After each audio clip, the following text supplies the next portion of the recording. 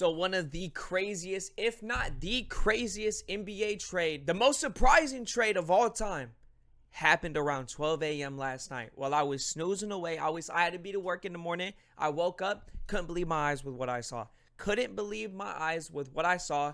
I didn't even think it was true at first. At first, I saw the text messages from people saying, OMG, Luka got traded. OMG, Luka got traded. Then I checked. I saw Shams tweet saying, yes, this is real. Sources tell ESPN.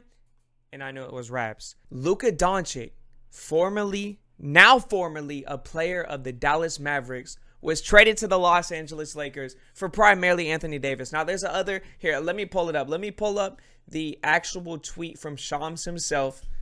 Yes, this is real. Sources tell ESPN. Here is the full trade. The Lakers receive Luka, Maxi Kleber, Markieff Morris. The Mavericks receive Anthony Davis, Max Christie, and a 2029 Lakers first. Now, I'm guessing the first round pick has to be unprotected. I don't think they give up a protected pick. Or I don't think the Mavericks would accept a protected pick for Luka. They probably want an unprotected one. And then the Jazz receive Jalen Hood, a 2025 Clippers second, and a 2025 Mavericks second. I don't even know how they got into this or why they get a Clippers pick, but I'm guessing one of the other teams had a Clippers pick, but they threw the Jazz in there. So yeah, bro, this is real. This is 100% real. If you are finding out from me, either A, you live under a rock, or B, you're probably a Mavericks fan that has tried to forget about this because you lost Luka. There's two sides, though. There's two sides that I'm going to go over. I was at work, so I wasn't able to get on here and talk about this. So I listened to like 6 to 7 hours of podcast, radio shows, YouTube videos, sports talk shows. I know ESPN did some last night and some this morning and a lot of other. Like 6-7 hours. I listened to people. I've taken it in. I've got every detail. I even watched the press conference. The Mavericks press conference with the coach and the GM. And that was embarrassing. That was actually, the press conference was sad. It was embarrassing. From what I might be overlooking this in a sense, but from what I collected from the press conference, it almost seemed like they were calling Luka a non-winning player. They were talking about how they were receiving people that fit their culture, which kind of was throwing shade at Luka that maybe he doesn't fit the culture. And, Luka, I understand, okay? Luka's not taking care of his body like all these prime athletes. He's not doing all this stuff that people think he should be doing, but I mean, he's still putting up 30 points per game. I know he hasn't played crazy this season, which is might be a problem for the Lakers because we don't know when he's going to suit up or when he's going to play this season, so it might be a little bit of a problem there. He's played like 22 games, but he's averaging like 20, 28, 29, 30. So it's not like he's not respecting his body, not taking care of it, not taking care of himself, and then going out there and like dropping 15 points and not being the true star that he is. I mean, he's Luka. He was rated, before this season, number 2 behind Nikola Jokic. He's a top 3 player easily. I honestly think that this trade benefits both teams. At first, when I saw it this morning before I really took a deep dive, I was like, bro, this is insane. This is fucking crazy. Why would the Mavericks do this? The Lakers just fleeced from hell, bro. They just fleeced from hell because why would they do this? But the more I looked into it, the more I kind of understood it from both aspects. I guess we should start with the Mavericks first because this is what everybody wants to hear. We're going to start with the Mavericks first. Yes, they lost Luka, but from what I'm hearing and from what I'm understanding, they were kind of skeptical about their future with Luka anyways. They didn't know where it was going to go. They were going to have to give him $325 million, $335 million. It's something crazy for a 5-year Supermax contract, which is crazy because the Mavericks actually kind of shitted on Luka because he got traded. He's not eligible for that Supermax contract anymore, so he loses like $115 million. On top of that, got to pay state tax now because he's in California. And California state tax, nothing to play with, bro. Nothing to play with. Because they were skeptical about the future, I don't know if the Mavericks, I don't think in any doubt in my mind that Luka would not sign another contract. He obviously would sign another contract to 5 years, get the Supermax. I think he would be loyal to the Mavericks for as long as he plays basketball, just like Dirk Nowitzki was. But because the Mavericks were so skeptical, I don't think they knew if they wanted to keep Luka or if they were going to toss him up to free agency, or maybe a team was going to offer him something similar. So from that standpoint, I kind of understand you know what? Let's get something out of Luka. Let's get some pieces that we could put to the team that we have now, because they made it to the finals last year, so they're a championship contending team. Let's get someone good, great, fantastic. They got Anthony Davis, someone fantastic. I mean, they got Max Christie, who 3-and-D player. So the Mavericks are like, you know what? We don't know what's going to go on. We don't know how serious Luka's going to take this. He weighs almost 270 pounds, which Luka, hey, the NFL needs some tight end right now. They say the Seahawks, we could use a tight end, bro. We could use a tight end. So I understand it from that standpoint. Let's get something out of Luka. And they got Anthony Davis. And I think Anthony Davis is going to thrive very well here in Dallas, because he didn't want to be a center. He didn't want all that responsibility, which I understand. Like, he plays better at a power forward when somebody else is grabbing the boards. We know Anthony Davis is not only a great scorer, he's good in the post on both sides of the ball, defense and offense. He's a huge threat on both sides. And when you have Gafford and you have Lively, I mean, he could go back to that power forward position. He can thrive. And plus, he's playing with Kyrie Irving. He's playing with Kyrie Irving. I think Kyrie Irving and Anthony Davis are going to feed families, bro. I feel like they're going to bounce off of each other and feed off of each other so well. And I don't want people to sleep on that. Now, I know a lot of Mavericks fans are upset, and they have the right to be. This was out of absolutely nowhere. LeBron didn't know. Anthony Davis didn't know. Luka didn't know. Jason Kidd, the coach, didn't even know until it was in the final sayings and it was out. So Pelinka and the GM, I forgot his name for the Mavericks, kept this under wraps. They kept it completely under wraps. Shout out to them, because in this day and age, bro, with social media, with everybody chatting, all these news reporters, all these podcasts, whatever, it's hard to keep things contained that you want to keep contained. So they kept it between them two, which the GM said at the press conference. So shout out them. If you're a Mavericks fan, though, I understand. If you're Luka, I understand. You kind of feel like you got stabbed in the back. This was out of nowhere. You thought you were going to stay with this team for your entire career, and next thing you know, you're traded.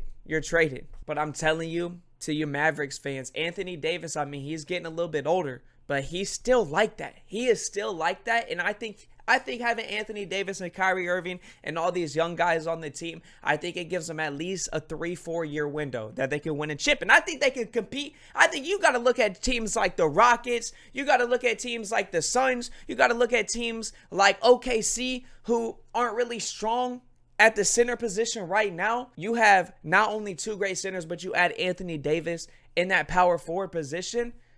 I mean, they could easily compete for a championship.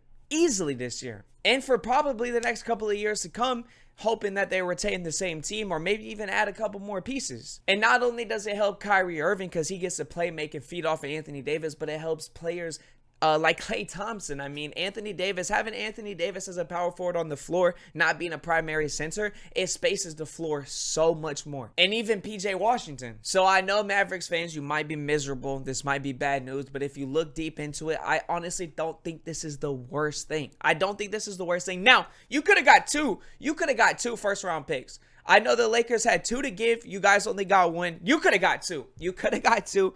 But like I said, Max Christie, I mean, he's a great player as well. So you're getting another great player alongside Anthony Davis to help with the 3-and-D. Now, we're going to flip over to the Lakers side. Guys, at first I did say I thought the Lakers got fleeced. Now, the Lakers, this is a great trade for the Lakers, because LeBron is basically the past and the present, and Luka is now your future. As long as you can re-sign him, I think his contract ends in like a year next summer, something like that. So you got to re-sign him, which I don't think Luka will have any problem with re-signing with the Lakers. But now the Lakers have their future. Now, Kareem, Magic, Kobe, LeBron. Now you're moving on to Luka.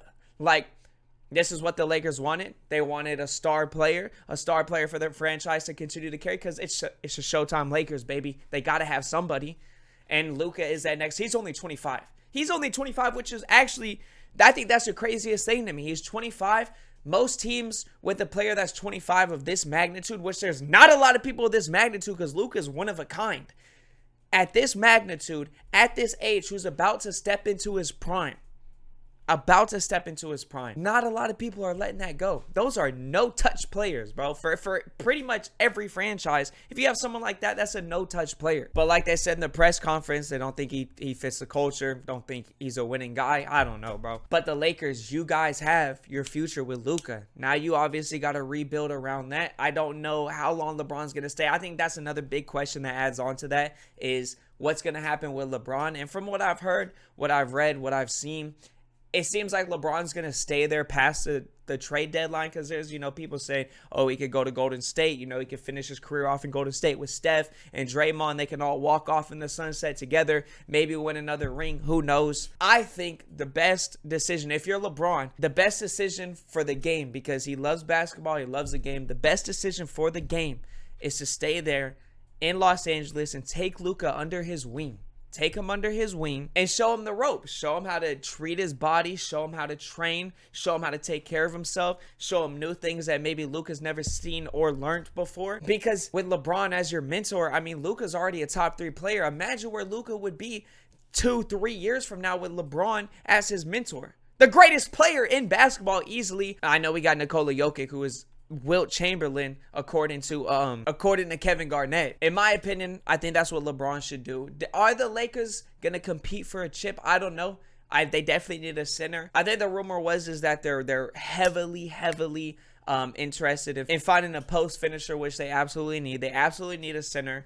100%, especially with losing Anthony Davis. He was your big man. You need somebody. So I don't know if they're gonna be able to compete this year. I mean, they're 28-16 or something like that. They're probably going to drop because now it's basically a one-man show because, like I said before, Luka's still injured and we don't know what the timetable for his return is. We don't know when he's actually going to dress up in the purple and gold and play. So LeBron's basically, it's him and AR right now, bro. Him and AR 15 trying to figure it out. So they'll probably drop a little bit. Hopefully, Luka could come back soon because I want to see it ASAP. I want to see it ASAP. And maybe if we're lucky, we'll see Mavericks Lakers in the playoffs. So it would be cinema. Pure cinema, bro. I'm glued to my seat if that happens. So honestly, I think this is great for both teams. I know at the beginning, everybody thought it was a fleece. And it's don't get it twisted. It's still heavily favored in the Lakers' direction.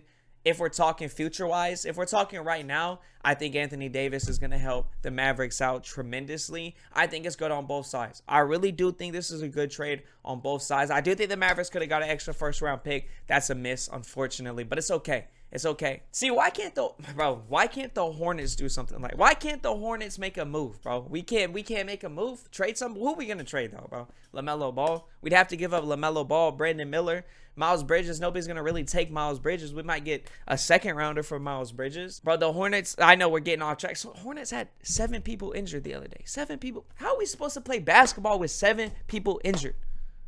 4 of them in our starting. You know what? We're not here to talk about the Hornets. We're not here to talk about the Hornets. All in all, bro, my conclusion, this is a good trade for both teams. I'm excited to watch both of them play in their respective teams. Hopefully, Luka could come back fast. I want to see him play with LeBron. Hopefully, LeBron will stay with the Lakers. I think we got 3 days left of the trade deadline before it's done. So we'll see what happens. Jalen Hood, good luck with the Utah Jazz, bro. Clap it up for Jalen Hood. I don't even know where he was playing before. No disrespect in any sense, but good luck, bro. But yeah, bro, this is basically my first time breaking something down unless it's on the podcast. So if you enjoyed the video, like, subscribe, stay tuned for more. Appreciate y'all. I'll see you on the next one.